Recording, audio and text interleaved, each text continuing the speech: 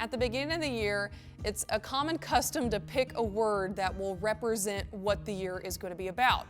For instance, people may have picked 2020 to be the year of health, or to save money, or to be joyful, or to break a habit, maybe start a new habit, maybe make new friends, maybe get a 4.0, or just improve your grades. Some people joked about 2020 being the year of perfect vision. What about you? Did you guys have a word this year? How did that word actually turn out? One of the words I wanted to focus on this year was balance. Now looking back, I'm kind of laughing at January Becca. What I hoped for was balance, but what this year ended up being was probably the most out of balance year for me. If I could pick a word for what this year actually ended up being, I think the word I would pick is tough. If you could write down your word for this year from your January self versus now, I don't think many people nailed what 2020 actually would be. Passing by people I know, I asked people how they're doing, and the answer went from busy to now tired. I've heard more people say they're tired this year than ever. So if I were to ask you, on a scale of 1 to 10, how tiring has this year been? What would your answer be? My follow-up question to that question would be, why? Your answers would probably be the same in some ways, but in other ways would be completely different. If you have felt like this year has been tiring, let me give you some comfort by saying, I'm tired too. I've talked to your leaders and the rest of the student team. They have felt the exact same way. This year's been hard. Before the pandemic, I felt like I didn't struggle with mental health at all. But quarantine and the stress of this year completely rattled that. Maybe you have felt the same way at certain points this year. And if you have, let me reassure you that you are not crazy. If you were to scale back and look at the country and how it's doing, here's some stats and a glimpse of this year. We have 328 million people in the United States of America. 6.88 million contracted COVID-19. 200,000 people died from COVID-19. There are 47 million people with reported mental illness this year. That's 1 in 5 people. 20.6 million people lost their jobs at some point this year. And those numbers are just for adults. This doesn't include how you as students' mental health have been affected from social isolation and the impact of looking at screens for hours a day on Zoom, or even how your education has been affected. This doesn't include the numbers of people grieving the loss of loved ones, or people struggling financially while they're trying to find another job. This also doesn't include the stress of how our world completely operates differently now. Wearing a mask is the new normal. Social distancing is no longer a new phrase, but it's a rule to live by. And everyone is triggered by the sound of someone coughing or sniffling in fear of them having Rona. If you lay out all those facts on the table, this year wasn't just tiring, but in a way, traumatizing. So today I want to invite you to do something. I want to invite you to finish off the year not tired, but rested. And I'm going to explain how to start this process, starting with something that Jesus said in Matthew 11.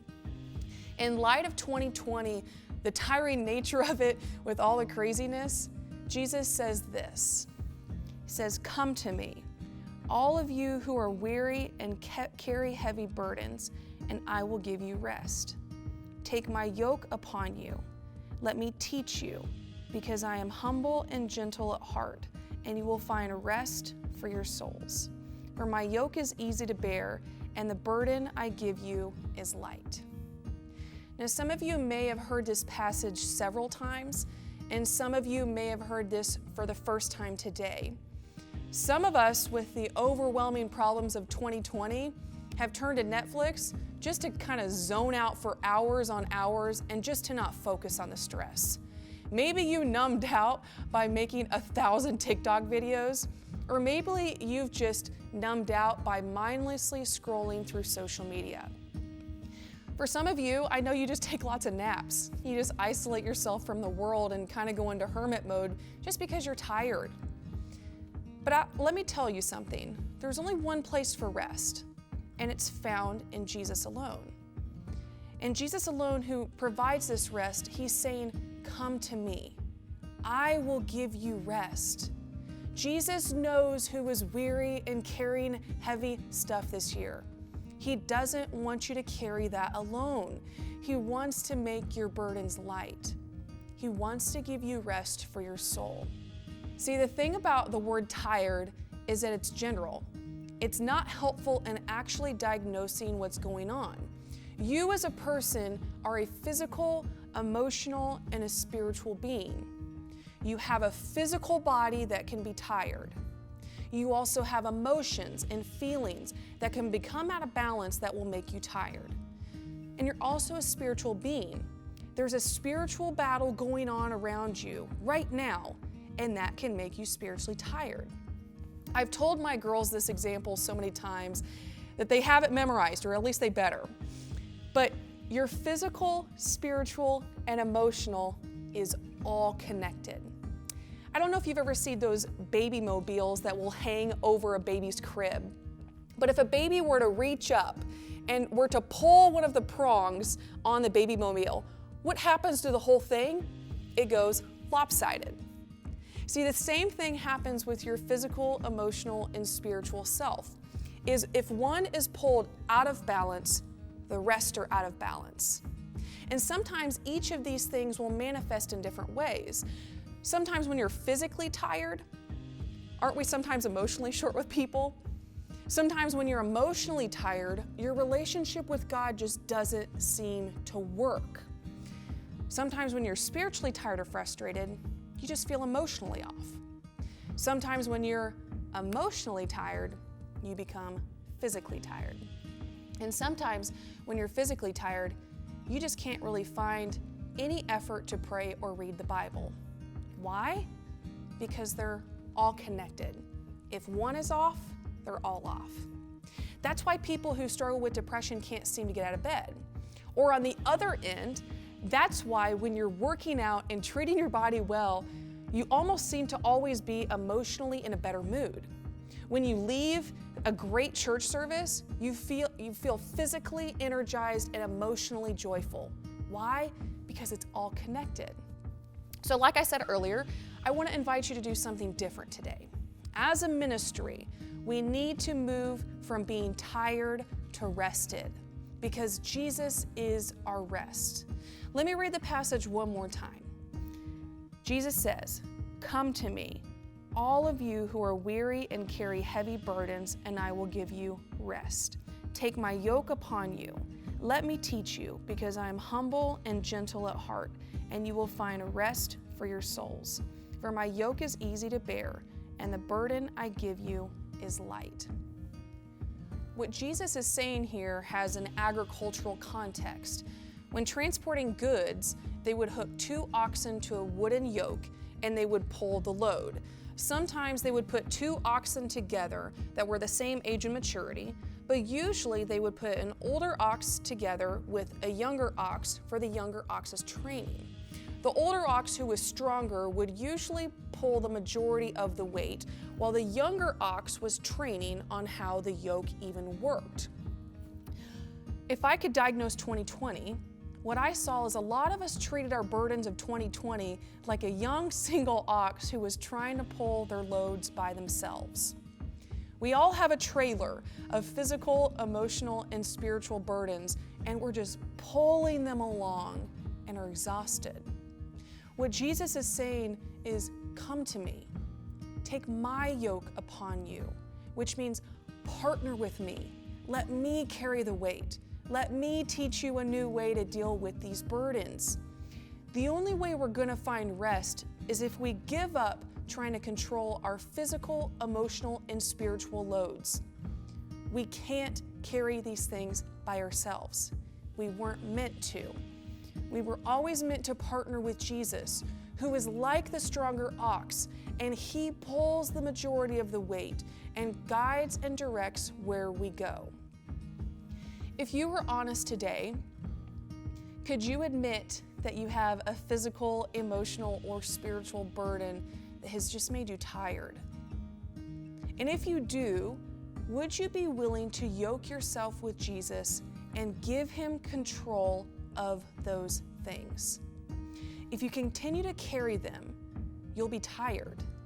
But if Jesus carries them, you'll find rest. So in small group today, you're going to do an exercise.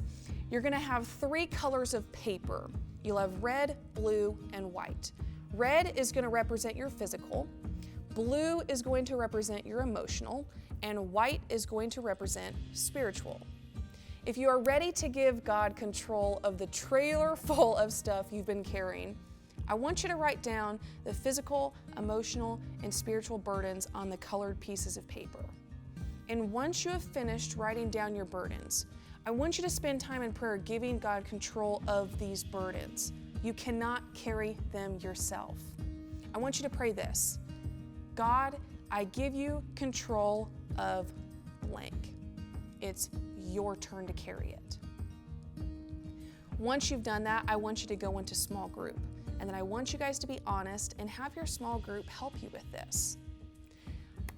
I pray today would be the first day that you give up control for the sake of experiencing rest only Jesus can give. So go ahead, leaders, pass out your 3 sheets of paper to each student and enjoy your small group time.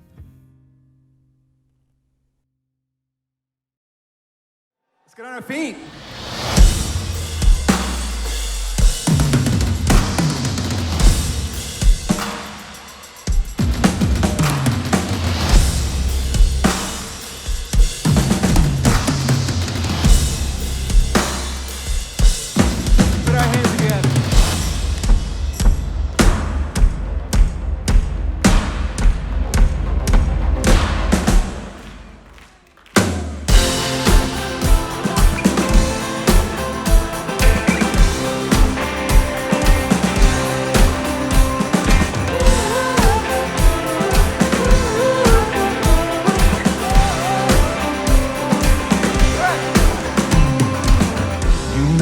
Darkness run and hide. You bring the broken back to life. Only you can, only you can.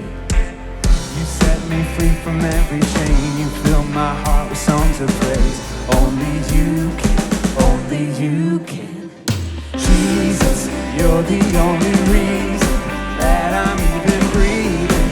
I am wide awake. All right. My heart beats only for your glory.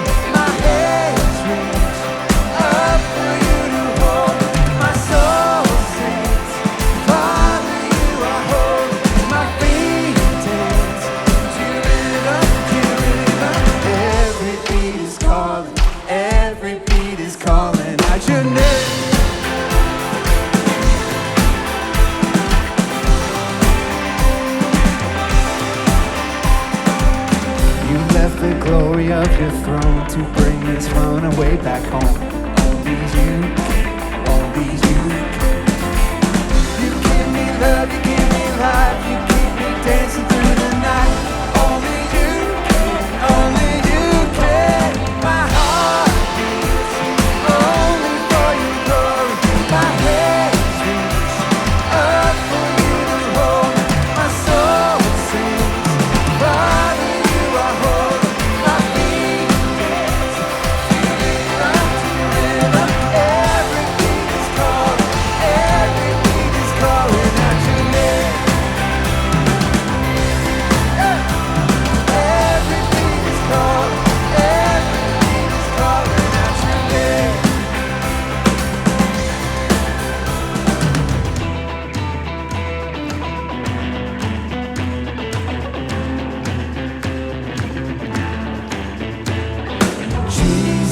You're the only reason